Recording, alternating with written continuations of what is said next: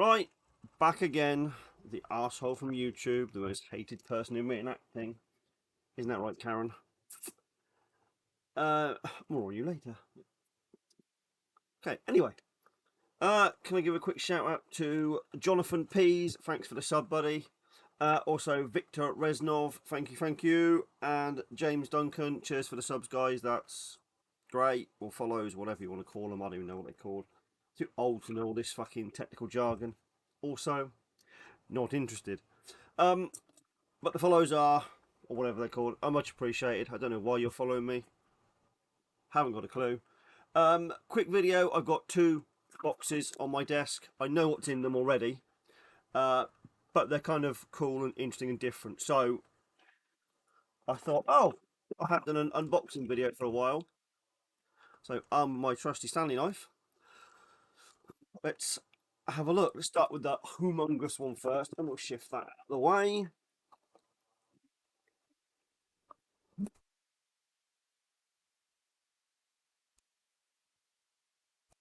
Okay. Good job it's not delicate. See the nice score mark down the top. Okay, we have a jiffy bag. Packaging. Bubble wrap. Aha. Oh my god, I know what it is, and it's okay. And there's nothing else in the box. So we have.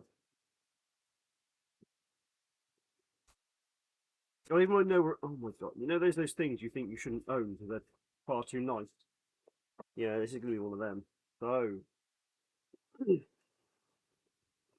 Okay, this is fucking. Oh, wow. Right. So. It's one of them, and if you geeky people can tell me what that is, I'll be quite impressed. There are not. I mean, it's not unique by a long stretch, but it's fairly unusual, and I know not many collectors will have one of these. Yeah, that's cool. Squeeze them in, and it should lock into place. There we go. So that then, your rifle, your Springfield goes in there. That clicks onto the trigger guard, I believe, and then it stops. Like if you hung a rifle on your back on a horse with a sling, it bounces all over the place, and you know it's not very user friendly.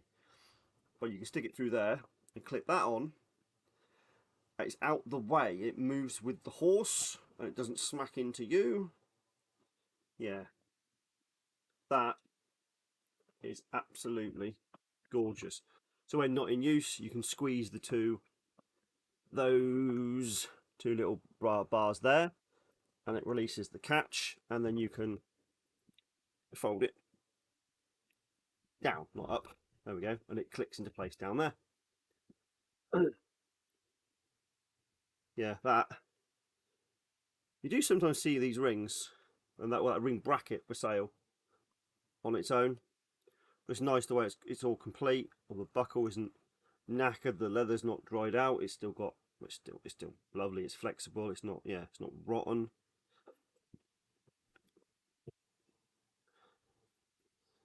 There we go. So it's got the Russell. It is 1918, although weirdly it looks like a smudge from 1928, but that wouldn't really make much sense. Or is it 28? No, it can't be. It does look like it. No, because they don't. Do they still have the early? See the hanging holes.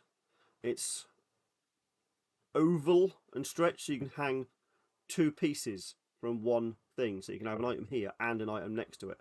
Unlike the later ones where you got one hole for one thing, and then you end up with the next space being unusable. Those long ones, you can fit two pieces of gear in them. So they're actually a lot better design, but for some reason they changed it to a round rivet. Maybe it's a lot easier to manufacture. Maybe it's easier to put them on. Maybe because there were two things on one hole, it was too much weight and it ripped out. I don't know why they stopped it, because it seems like a better design. Yeah, that's pretty awesome. Um, yeah, you won't see too many. The back is just a big leather big leather tab, and it clips. Well, it actually rivets through. There's not even something you can take on and off. It's on there. It ain't coming off. But it is the, oh god, what's the bloody date of it? Hold on, let me open a window so I can see what year it is. I can never remember this stuff. That's why I write everything down.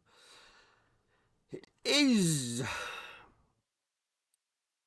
Bear with me. You know, any normal person would have had this all prepared. It is the M1912 experimental rifle belt ring, or rifle ring. Yeah, I'm very chuffed with that. That's one of those items which sort of, you know, it's a high standard item for any collection. Put it that way. Yeah.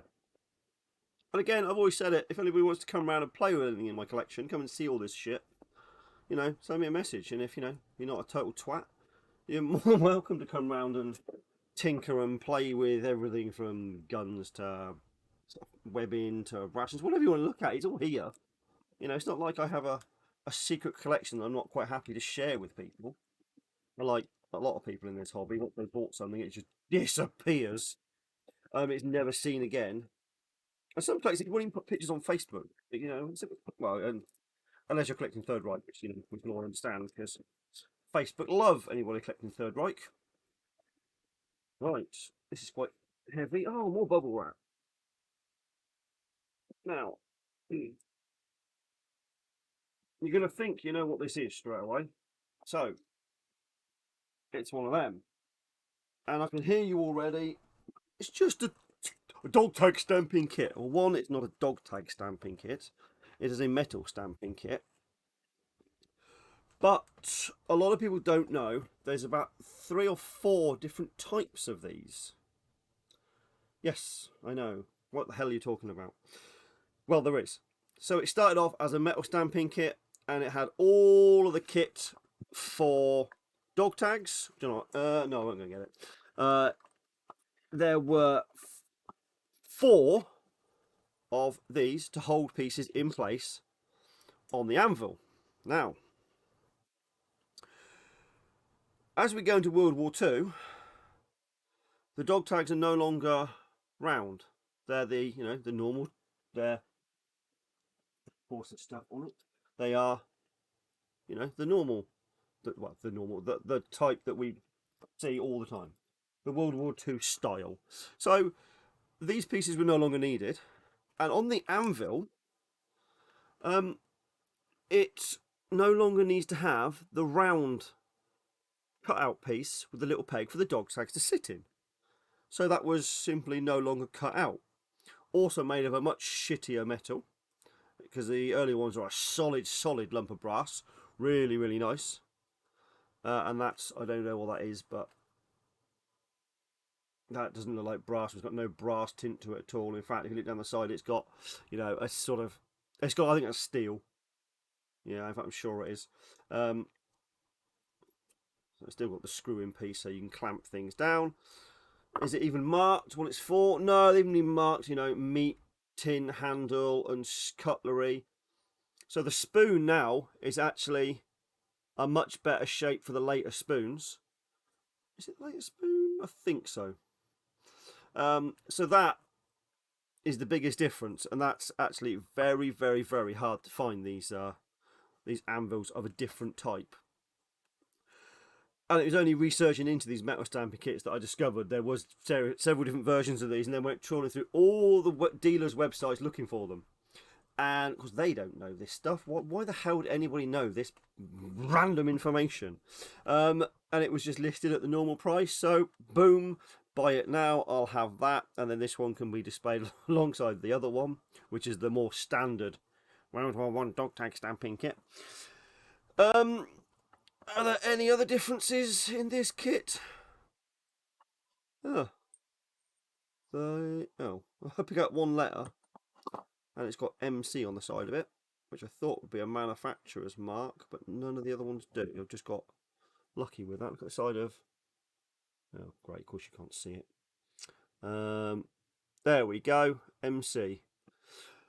On the leather stamping kit I've got, every single one has got the manufacturer's name on. And weirdly, none of these do, except that one. How random is that? I picked that out first of all out of all of them. Yes, that is the only one. What the hell? What letter was that? Sorry, bear with me. What? So the J and it's the C is the same. Okay. Don't know why that's got MC. Also, it's not even central. It's I don't know. I don't know whether they've reused something else or not. The box looks identical. It doesn't have the Sergeant, was it Williams or Williamson sticker, which is usually always on these. So the box itself is identical without the sticker. 1943. So at this point, of course, you know those round tags are just gone. They're no longer needed. Is the hammer the same? It looks exactly the same. Yeah, exactly the same. Solid brass hammer. It's got a P in a circle, whatever that means. So yeah, the only difference is the anvil and the date of the box. But you find one. You try and find one for sale. Now you know they exist. Right. So let's put those bits back in the box. What does it actually say on these? Does it say anything? It does say meat can on that one. And yeah, it does say knife on the bottom edge and then fork spoon on the top edge. Nice. Nice. I mean, the box is absolutely shot from the exterior. No longer any markings on the top apart from a tiny little bit. But it's solid enough. Once it's open and displayed properly, it will look okay. So, that was a ridiculous amount of money in 2 boxes that will go and sit on a shelf. Anyway, in other news, back to patches, hey. So patches are fast and furiously being produced. We've got the same variety as the previous video with the addition of yellow and green for MP and also split sideways, that one in MP colours as well. Now, as if those like 26, 28 patches isn't enough, we've started to fine tune, ignore the big line down the middle, that was my own fault. The glider version in all the various different colours. I think there's about 20 different. Yeah, I'm sure there's 20 different versions of that, from different backgrounds to different edge to the disgusting green and orange ones. There is some, yeah, really ugly coloured patches. Incredibly rare, but ugly at the same time. So those are going to be test zone tomorrow, I believe, if Leanne gets chance. Fingers crossed. The software to do these is now mine. So there are lots and lots and lots coming out the woodwork, including things like is it 320? Oh, is it the 326 or the 325? I think it's the 326 cap patch. And ignore the little notes. I need to take that indoors because I need to take that up to Leanne later. So that will be test printed tomorrow. That was a really scruffy test print that went wrong. I mean, the border should all look like it does there, but the machine went a bit mad and it's just a bit all over the place. There's also too many gaps in the top, but all that's fixed. So the 508th patch, I miscorrected it the other day and called it a 505th. Sorry, Rob, I confused the shit out of you. The 508th patch will be done probably later today. I think that would be finished because somebody's ordered 10, 12, 10 or 12. I can't remember. I might have put down 12 because I keep one of each variety for myself. So those will be done and there we go. Not over there. So where are they going?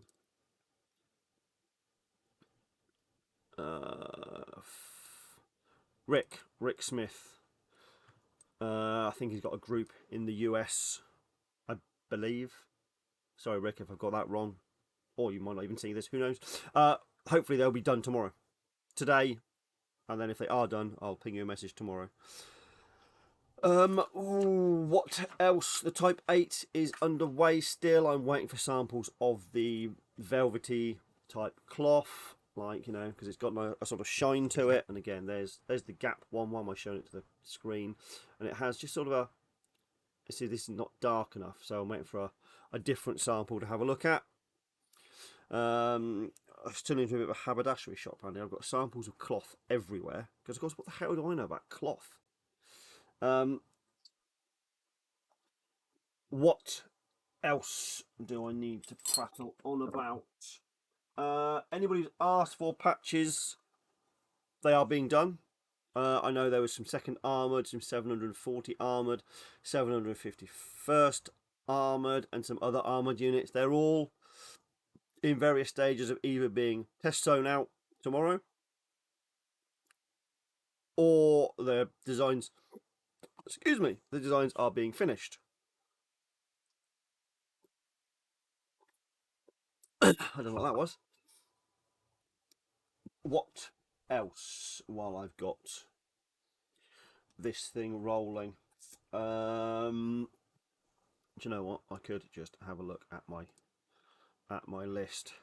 The 80 seconds patches, 3 variants will be test sewn as well, including the 17th and the 11th, what's known as a short tab, because the tab is short. You've guessed it. Well done. If I get some material, the 88th and 326 cap badge, because they had their own oval patch similar to that, but different glider, different colour. It's just a background, it's not fully embroidered. All the gliders need to be test sewn. There is a paraglide with no skis. That will be test sewn tomorrow. The British made paraglide patches, they're more egg shaped, oval, as in that way, not that way. There's 4 types of those. They'll be test sewn tomorrow. And then the paraglide bomber version, as I call it, I think there's 4 versions of those. They will also be test sewn. So, I mean, I think that takes us up to about 70 different patches, possibly even more. And this is only the start of this crazy product, and we will keep the price down as much as we can. Because again, this is for everybody. This is for the hobby. Company in the US whose name escapes me because I'm incompetent is about to stock our toothpastes, shower creams, and the bottle labels. And I can't remember his name. I apologise. I would have given you a shout out. No, it completely escapes me. I'm sure somebody will put in the comments, and if not, I'll make sure I mention him next time. Not that I promised I would, but it's always good to, to tell people what's going on and who's got what. Possibly a company over here wants to stock a few of my bits and pieces as well. Ah, that reminds me. Chocolate bar wrappers. I have about 50 different World War II era and prior wrappers that I am copying and going to turn into something. Whether it be a book, a variety of them, or do them in stacks of whatever for not a lot. Because, printing something like a page of A4 in colour, even that's double-sided. I mean, 2,000 of those is about 40 quid. So that shows you the sort of markup that companies can put on these things. So, if you did like 50 chocolate bar labels, I mean, it's nothing. Absolutely nothing to print. And my idea is that each different Fortis brand will be matched to a current chocolate bar, whether that's, am I allowed to name chocolate bars? Fuck it. Whether that be Snickers, a Bounty, or, whatever, we'll get something married up to the right size. So whatever you eat, there should be a chocolate bar for. I actually found an original World War II Munchies wrapper, silver and blue, strangely. So that's just been done at the moment, and that's ready to be married up to the size of what Munchies are now. And I know a few of the members in the group are quite excited to eat 1940s Munchies. And why not? What else have we got going on? See, I forget all this. So much going on at once. It's all over the place.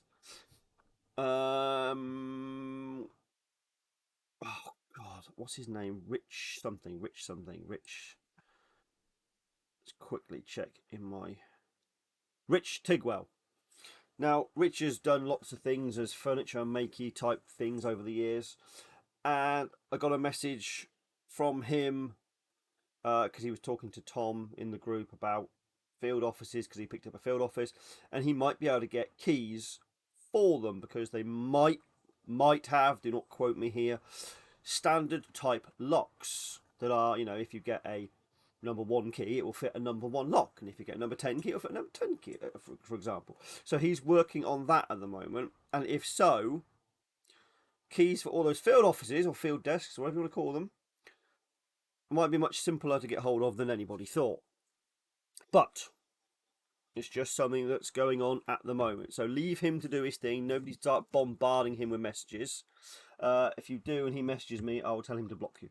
Not that he'll listen, but So let him do his thing, and as soon as anything happens, I will make sure everybody knows, because he might not be able to. So, but just as a glimmer of hope out there that we can lock an office one day, then yeah, that will be cool.